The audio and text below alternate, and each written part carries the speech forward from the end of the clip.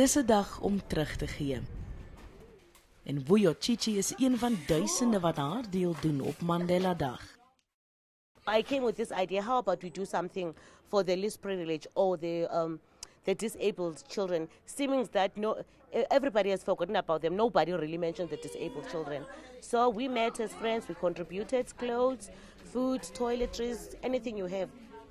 Chichi was 2 jaar in die tronk vir dwelmhandel. I had a choice and I chose to be selfish. And now this is my way. I know I won't make up for the lost time, but this is my way of doing something good for others as well. Die begunstigdes van haar projek kom daagliks hier byeen vir verskeie aktiwiteite en oorleef danksy skenkings. Chichi sê sy wil mense help wat soos sy soms verwerp voel en glo Mandela Dag is die perfekte geleentheid om dit te doen.